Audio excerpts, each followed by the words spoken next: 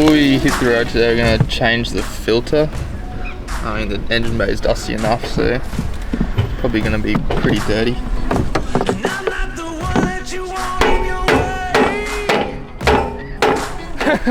I shouldn't have done it there, but... There's not a way or a place you'll be safe.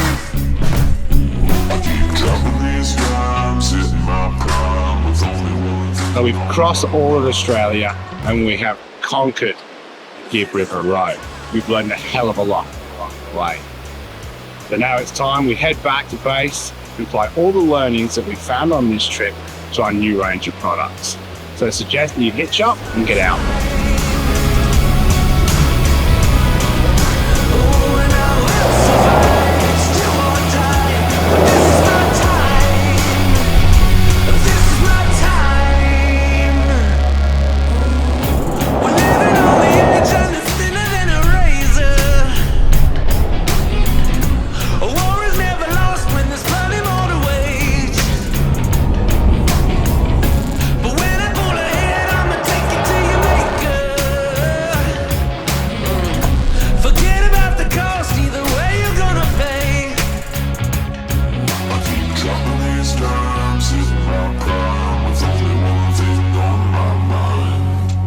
So gents, that was pretty, when I was planning it, I was expecting it to be pretty busy. We've done many kilometres, yet to be determined, but I think by the time we finished, over 9,500, potentially our biggest rat run ever.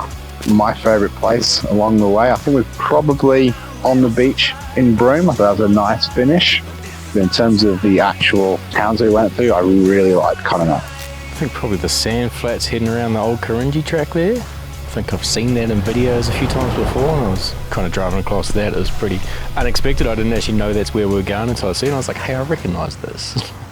Didn't quite have the tracks lined up with what was on the map, and you had to find your own way. That was a cool track. I like that day. And I think that iconic photo, looking back at the ranges there at the Pentecost River, had to get a happy snap there. That road out to Bell's Gorge was pretty rough. That was definitely the roughest road I think we travelled on. There was just no good speed on that, eh? Nah. Like normally corrugations, you can find a sweet spot. There wasn't one. Just not one. We thought it was just going to be a little skip up to the campsite. Turned out to be the worst road of the trip so far. Broke everything. We just stuck 20 k's up here. Destruction.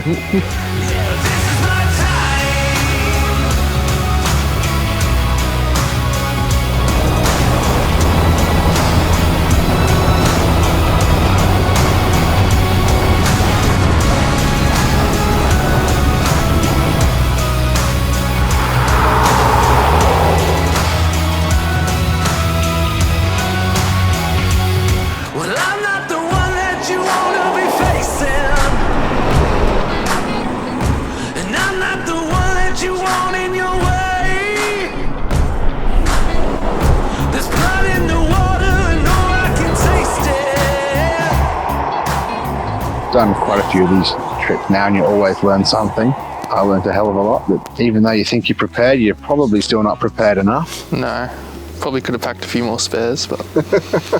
Those guys going out, they have some tools and a bit of mechanical competence because, you know, even for the best prepared of us, things still go wrong. You need to have your vehicle well prepared. You need to be familiar with it and your equipment as well, because you never know what's going to happen. I think regular checks too. Regular checks, yeah. It's pretty important. Yeah. Torque your bolts. Yeah, torque your wheel nuts. Torque all the things. Obviously we've all got limits to our capabilities and we get people to do work on our vehicles and that, but then taking some time to become familiar with your equipment. So you know what normal feels like, you know what abnormal feels like. Is that a new rattle or an old rattle? Yeah, exactly. But, my biggest takeaway from this is I did a shortened version, similar trip in 2018, and the place has changed so much that get out and see it now, because what I'm worried about is how much change before like my kids can do it. Yeah. Which I think we discovered in the Tanami, considering how much is being paved from both ends, it's eventually just going to disappear completely. So it's important to get out here now and do it. The ruggedness of Australia and what you see out west, it's a massive part of our culture. You see so many photos of all these places that some people, I think that's enough and think that what more is there to see. but seeing it in person is pretty awesome. We didn't even touch the sides either, did we? No, I need to go back for a couple of weeks. Some people take 2 weeks just to do the Gibb. Yeah. I think we did it in 3 days. Yeah. So there's just so much more to see. Ain't no other rival. Ain't no other.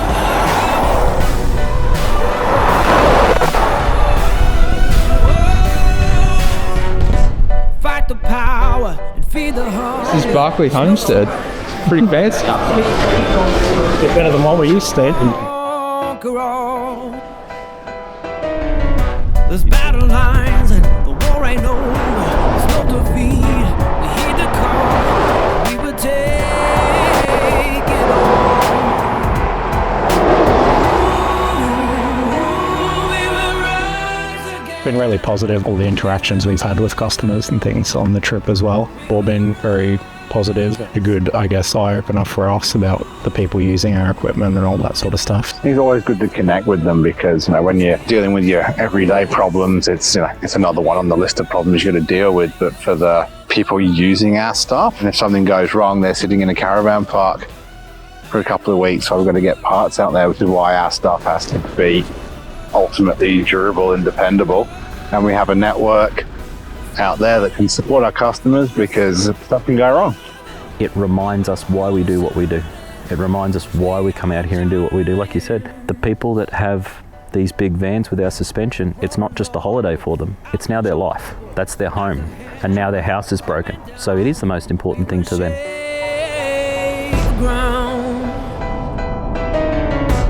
Bruised and broken, the beast awoken. There's a monster coming out. We're safe and sound. No. We will rise again. We will rise up. We will rise. We will rise above. 'Cause we are giants. And we will rise. What's your number one take back you think out of this, the products or whatever it might be as far as Cruisemaster is concerned? About how durable and tough everything needs to be. And we need to do, I think, more of this sort of stuff. Get out on the road and put ourselves in our customers' shoes. I think for me it was more learning about service rather than the actual part. Like someone does experience having a failure, you want the parts available in their location. So having stock at our service network locations, I think that was the most critical thing because, I'm the people that had some minor failures that we actually spoke to. Wasn't really a big deal because they could get going again the following day. As long as you've got that support, I think that's the most critical bit. Yeah, I know next time I'm designing a part, I'll be thinking about how do we change this in a caravan park in the gravel somewhere and make it as easy as possible because I've been in that position. Covered in grease and ball dust. Exactly. I mean, we saw anything from like low range full driving to high speed corrugation to tarmac to beach driving. Like there's such a wide variety of things that our products have to experience. So I think going back to the office and keeping that in mind is quite important too. The big thing for me going back is, again, the realignment that durability is king over almost anything else. And we've had lots of breakages and you guys have managed to fix it. It's credit to you guys that we managed to keep the whole show on the road in spite of the multiple problems on cars and trailers, and we got to the end in some pretty rough conditions. So I appreciate everything you guys have done. It's been a pleasure coming out here with you and seeing what you guys can do. So cheers. Cheers. Cheers, guys.